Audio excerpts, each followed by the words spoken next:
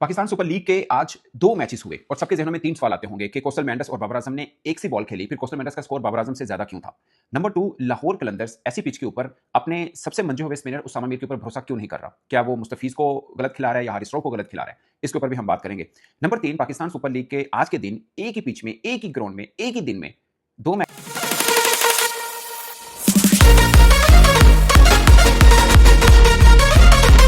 इसके ऊपर बात करने से पहले मैं थोड़ा-सा आपको अपना दुःख बता दूँ।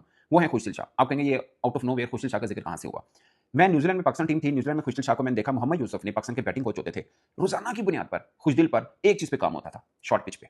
कि शॉर्ट पिच के ऊपर ये खामी है, इसके ऊपर मोहम्मद यूसुफ ने इतनी इन पर मेहनत की, थ्रो डाउन भी किए, इतनी कोचिंग की, कोई घंटों-घंटों का सेशन मैंने खुद अपनी आँखों से देखा है। और उनके करियर का आप निकाल के देखिएगा कभी कोई स्टैट अगर इस तरह से निकल सकता हो, कम से कम 70 दफ़ा आउट हुए हैं शॉर्ट पिच के ऊपर। नहीद राना का पेस 144 का पेस है और वो टेप बॉल खेल रहे हैं। और ये खुशदिल को पता नहीं कितनी बार मैंने इस तरह आउट होते हुए देखा है। और कई बार आपने देखा होगा इस तरह से आउट होते हुए। शॉर्ट पिच आती है, वो ना सर कहीं पे, ना नज़र बॉल पे, बस घुमा दिया बल्ला विद नो रीज़न और प्रॉपर टेप बॉल शॉट और उस तरह से आउट हो गए।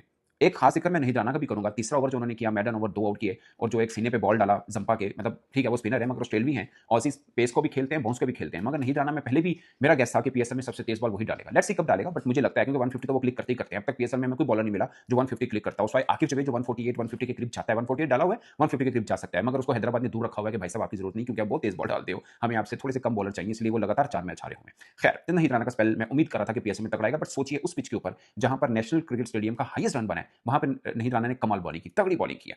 अब आते हैं असल मुद्दों के ऊपर कि पीएसएल के एक ही दिन में 2 मैच में शुरू करते हैं बाबर आजम वाले इशू के ऊपर, क्योंकि बहुत से लोग उस पर बात कर रहे हैं कि पेशावर ज़ल्मी ने भले अपना हाईएस्ट रन बना लिया है, मगर बाबर आजम का स्ट्राइक रेट बाकी तमाम बल्लेबाजों से कम है।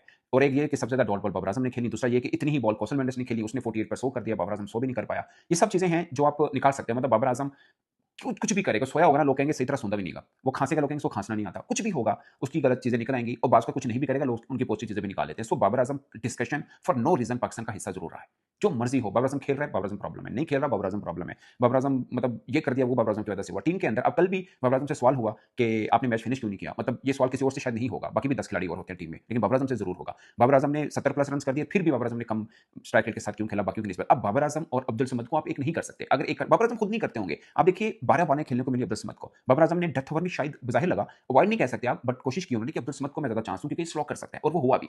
और वो हुआ भी, मज़ा भी आया उनकी बैटिंग 333 के स्ट्राइक रेट के साथ अब्दुल समद ने बैटिंग की है। सो आप इस बात को क्यों नहीं एप्रिशिएट कर रहे कि एक बंदे ने अपनी सेंचुरी को सैक्रिफाइस करके एक नए बैटर को ज़्यादा चांस दिया कि आप डेथ ओवर ज़्यादा खेलो क्योंकि आप ज़्यादा खेल सकते हो, आप लंबा स्कोर लेके जा सकते हो। इस चीज़ को हम एप्रिशिएट क्यों नहीं करते? इस चीज़ पे क्यों करेंगे? कौशल मेंडिस ने भी नहीं खेला, मैं मान लेता हूँ। मिसाल के तौर पर मेंडिस ने 52 बॉलों पे 109 रन्स किए, 48 सेंचुरी की थी एक्चुअली में। बाबर आजम 51 पर 87 किए। 191 की पार्टनरशिप पीएसएल हिस्ट्री की सबसे बड़ी है। इससे पहले भी बाबर और शर्जील की थी 176 की पार्टनरशिप। सो रिकॉर्ड बहुत से बने। खैर मैं रिकॉर्ड के ऊपर बहुत ज़्यादा ध्यान नहीं देता, अगले दिन में फिर कोई नया रिकॉर्ड बन जाएगा। Point is on the day, on the pitch आप कैसा खेले हैं। सो पिच अच्छी थी, उसमें रन भी आए। Mohammad Haris wicket keeper batsman, उनका पिच के साथ कोई ताल्लुक नहीं है, अच्छी हो बुरी हो, वो अपनी तरह से खेलते हैं, उसी तरह से वो आउट होते हैं, उसी तरह से वो रन भी करते हैं। मगर ये उनके ऊपर बड़ा बोझ रहेगा क्योंकि वो हमेशा पीएसएल के अंदर ओपन मांगते रहे हैं। अब लगातार उनको मिल रही है, एक आधी इनिंग अच्छी भी खेली है। खैर पेशावर के बहुत मैचेस बाकी हैं, मगर इनके ऊपर ये रहेगा कि भाई साहब अच्छी पोजीशन, अच्छा एनवायरनमेंट, अब आपको रन करने पड़ेंगे। थोड़ा-सा उनको अपना चेंज करना है। खुशदिल शाह ने उनको इस पिच के ऊपर उठ के जहाँ पे रन ही रन नज़र आ रहे थे। ब्रेसवेल भी बड़ी इनिंग नहीं खेल पाए। अच्छा, अब्बास अफरीदी पे मैं बात करना चाहूँगा। 50-51 रन उन्होंने भी खाए हैं, ठीक-ठाक किस्म के रन उनको हुए हैं। अब्बास अफरीदी को हम पाकिस्तान टीम में देखना चाहते हैं। बहुत से लोग की बात करते हैं कि यार ही is a very good bowler.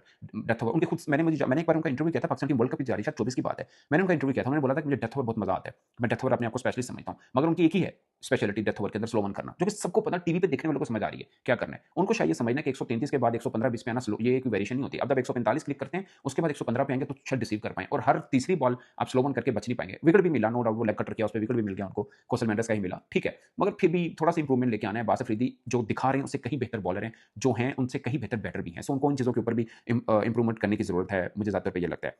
अब आते हैं दोस्तों लाहौर कलंदर के ऊपर। खैर पेशावर ज़ल्मी ने एक अच्छे तरीके से मैच जीता है। बाकी बाबर आजम से कई लोग नाराज़ होंगे कि भाईजान आप स्ट्राइक रेट बहुत कम खेलिए। 170 की स्ट्राइक रेट भी बाबर आजम के लिए कम है।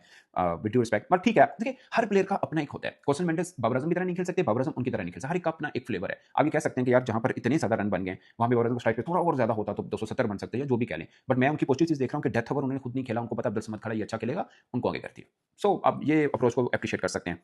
बाकी मीर हमजा को बहुत रन हुए हैं, 57 14.25, इनका पेस गिर गया है। बॉलर्स का मैं एक चीज़ देख रहा हूँ, जितना भी तजुर्बा, आपका पेस नहीं है ना, आप पूरी तरह से पिटेंगे और आप एक्सपोज होंगे। आपके पास उनके पास भी मतलब मैं उनको बड़ा बॉलर मानता मानता हूँ अभी भी मीर हमजा को, लेकिन पेस उनका बहुत बुरी तरह से गिरा है। पहले भी कोई 145 नहीं डालते थे, मगर इतना बुरा भी नहीं था जितना अब है। और टी20 में भी ठीक बॉलिंग करते थे। इस बार पूरे पीएसएल में उनको ठीक-ठाक किस्म के रन हो रहे हैं, ये उनको देखना है।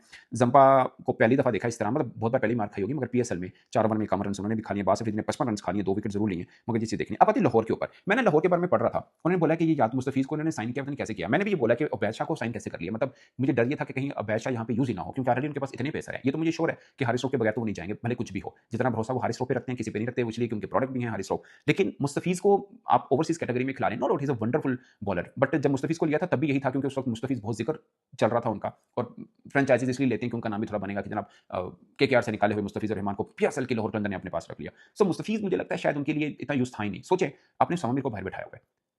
और फिर दूसरी तरफ मैं ज़िम्बाब्वे का रियाल वर्ल्ड को आपने डाला है। आई डोंट नो, कुछ लोग लिख रहे थे कि सिकंदर रज़ा क्योंकि बहुत सुनी जाती है तो उसके क्या, I don't know, but Usama Mir को किसी वजह से, वो चाहे हारिस रऊफ है, चाहे मुस्तफीज़ खेल रहा है, चाहे वर्ल्ड खेल रहा है, आप उसामा मीर को बाहर नहीं बिठा सकते। यानी वो बॉलर जिसको आप कह रहे हो कि यार हमें ये लेना ही लेना था। और मुझे ज़ाती तौर पे पता है कि शाहीन अफरीदी उसामा मीर को बहुत पसंद करते हैं, खैर वो कैप्टन है इस टीम के। उसामा मीर का बाहर बैठना पीएसएल के अंदर मतलब समझ से बाहर है, और ऐसी पिच के ऊपर जहाँ पर मुखालिफ टीम के 7 विकेटें स्पिनर ने ली हैं, मतलब इमाद वसीम, शादाब खान, वो लेके चले गए। आप ऐसी पिच के ऊपर बिठा रहे हैं उसामा मीर को, आई डोंट नो कि आप कैसे उनको बिठाएं। इमाद वसीम ने लिया और शादाब खान ने विकेट लिया। इवन के सलमान इरशाद ने सिर्फ 1 ओवर किया, 8 रन दिए अगरचे। ग्लिसन ने भी 3 किया, इमाद वसीम ने 4 को टेक ओवर किए हैं। फ़हीम अशरफ फास्ट बॉलर था, उसने भी सिर्फ 2.3 ओवर किए। कैमरन ग्रीन ने 4 ओवर कर दिए, 19 रन देके 3 खिलाड़ी को आउट किया। शादाब खान ने 4 ओवर में 18 रन देके 2 खिलाड़ी को आउट किया। इमाद वसीम ने 4 ओवर में 13 रन देके 2 खिलाड़ी को आउट किया। तो कितनी 7 विकेटें बनती हैं और रन कितने बनते हैं?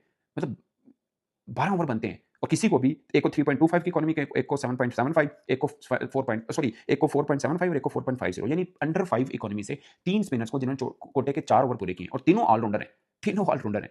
वो यहाँ पे विकेट ले रहे हैं। आपने उसी पिच के ऊपर अपना सामना नहीं खिलाया। ऑलराउंडर खिला दिया आपने कि ऑलराउंडर खेलेंगे, रेगुलर बॉलर नहीं खेलेगा। सो ये है लाहौर कलंदर।